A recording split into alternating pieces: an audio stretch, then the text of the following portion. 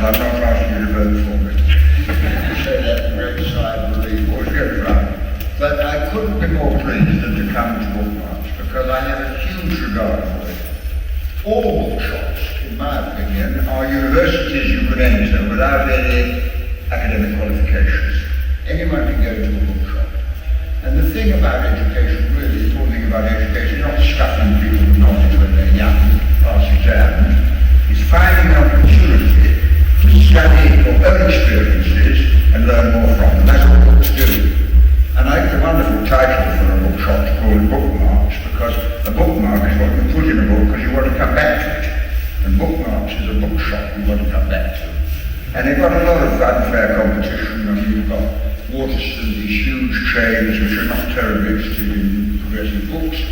You've got Amazon and the net which people use, which is non-union. And Bookmarks is a very, very important bookshop linked to the TUC, very near the TUC, supported by the TUC, got books and has events there, and it's a wonderful institution. And so tonight we are here to promote Bookmarks, and you can become a friend of Bookmarks and join in that way. Anyway, the main purpose for me of coming tonight is for questions and answers, because I've heard myself speak once or twice before, and what I really look forward to is the point we want to make. But I do think, looking at the world of today, very easy for people to feel absolutely powerless. And a lot of people do that. And if you're pessimistic, if you think that you've no influence, then you tend to just opt out and watch telly, Big Brother, instead of doing something. And that's why I think Mrs. Thatcher's statement, there is no alternative, is one of the most important political statements made in my lifetime. Because what she said to people is, whatever you do, whatever you think, however you organise, it won't work, don't even try. And then the World Social Forum came up with the other slogan, another world is possible.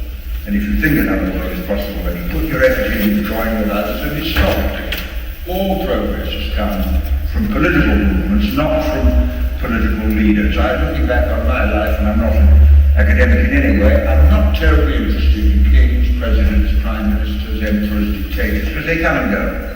The people who really leave deep footprints in the sands of time are the teachers. I mean, Moses was a teacher, Jesus was a teacher, Muhammad was a teacher, Buddha was a teacher, Galileo was a teacher, he had a row with the Pope. The Pope said the universe went round the earth, and Galileo plucked up courage and said, I'm sorry, Your Holiness, you made a mistake. We're part of the universe, so they jailed Galileo. I've been to the prison where he was. It was only a few years ago that the old Pope said there'd been a mistake. I used to think I was a heretic watching Patrick Moore. And the teacher, Darwin was a teacher, and it's the teachers who really help, because a political leader will shine a torch and says this is the path you should follow. But a teacher explodes a pyrotechnic into the sky, just for a moment you can see the whole landscape, where you come from, where you are, the alternatives ahead, and choose your way. So bookshops are the universities of the teachers, and that's why they're important. Anyway, people think we're powerless. On the other hand, history will tell you, and you'll find it all in Bookmarks if you didn't know it, that all political progress comes from underneath. I mean, when the Tolpuddle martyrs were sent to Australia to try and form a trade union, they were taken to the Dorchester Magistrates Court, and they were sent as convicts to Australia. I've got an American friend who's just been in the States, he's just been in Australia, and he said, I said, how'd you get on? He said, Josh, he's a great fine guy. He said, they're really tough. I said, what do you mean? He said, when I applied for a visa, they said, have you any previous convictions? And I said, no, it's still required. And of course, out of that, trade unionism came about. And then out of trade unionism came the demand for the vote, the charters and the suffragettes. Out of that came the welfare state.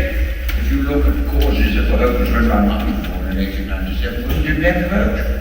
And it was ridiculous to suggest women should have the vote. The Prime Minister said in 1911, if women had the vote, it'll undermine parliamentary democracy. And 7 years later, they got the vote. I spoke in Trafalgar Square in the year 1964 in support of a very, very well-known terrorist. And I was denounced, as you would expect, at the time. Well, next time I met him, he had a Nobel Peace Prize in the President of South Africa. And even Swampy, you remember, he used to be arrested for causing trouble about motorways. And now the Prime Minister can't make a speech without talking about the environment. So political movements begin at the bottom. And what we have to do is to recognise that how however powerless we feel, we can become powerful if we understand. If you understand something, you have an advantage. That's why the establishment doesn't really want people to understand things. I mean, media is designed to calm you down and keep you quiet. The exam system is designed to pick a handful of gifted children who will run the world, and the rest are shunned off into the labour market, talk only to obey orders and all that. And get an understanding, and you have an opportunity to have something good. If you look at the world today, the long way told there's a war on terror. Absolutely lie. There's not a war on terror. You probably know the famous quotation that terrorism is the war waged by the poor, and war is the terrorism waged by the rich.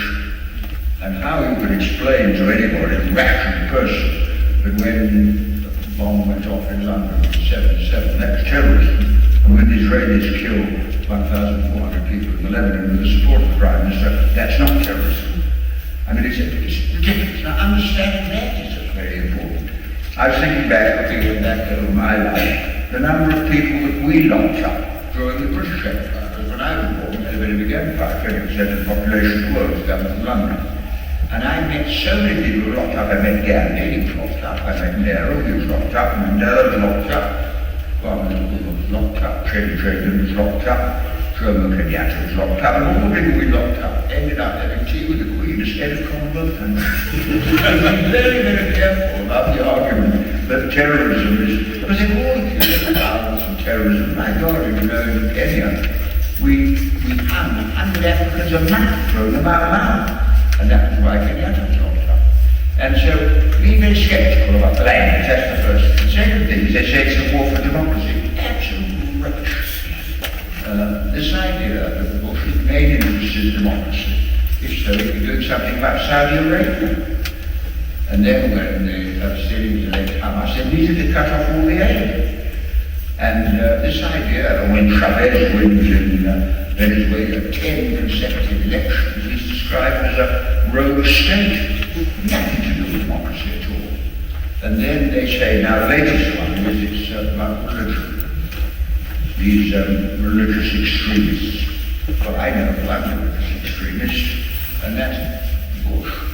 He said God told him to go to Iraq. I didn't know God had that particular role.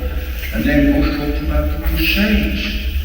I go to Texas, you heard about the Crusades, but 1,000 years ago, Britain and France had 7 wars to recapture Jerusalem to the Christians, and they all failed.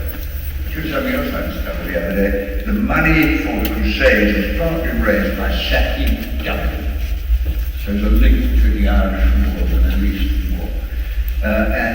This idea that God, your God, tells you to kill somebody who worships another God is absolute nonsense. Very dangerous, because if you have an argument about a frontier, you could settle it by discussion. But if God's on both sides, you're in very big trouble. And you see, the Zionists believe that when Moses went up Mount Sinai, God allocated Palestine to them. I didn't know God was an estate agent. That is the heart of Zionism. And then Osama bin Laden says, if you don't worship the Quran, you've got to be executed and so on. And this is very, very dangerous, because my understanding of religion, and I was brought up as a Christian and I'm young, on the non-conformist end of it, is that everybody taught you to love each other. I mean, love your enemies is not a Christian teaching. I don't think that's entered into Bush's mind.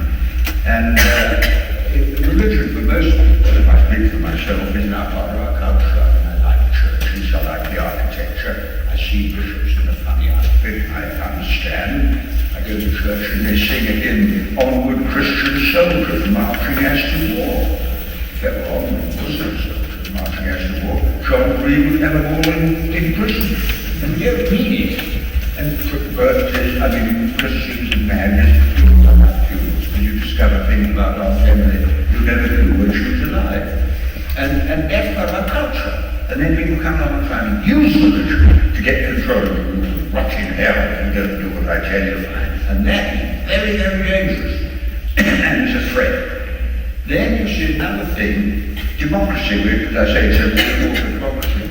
But we do have a vote in Britain. You can vote against people and could get them out. But of course the world is no longer run by national governments, it's run by non-elected international bodies. I mean the European Commission, their members, have never been elected by anybody. You're just put there by BLAIR, the European Parliament. We don't elect them, we only elect for the party, and then the Prime Minister decides who on the list gets to the top, so there's no democratic accountability there. The central bank in Frankfurt, which controls what moves around in Spain, is completely unelected.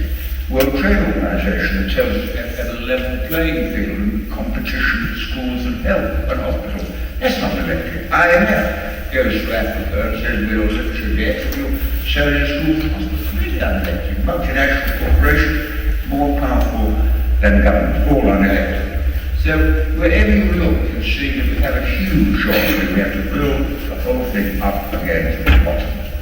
And in order to arm ourselves, in order to mean and prepare ourselves for that task, we have to understand. And that's where bookmarks and bookshops and teachers are so important. That's all I really want to say, because I'm sure you could have come to a million questions a little bit deaf.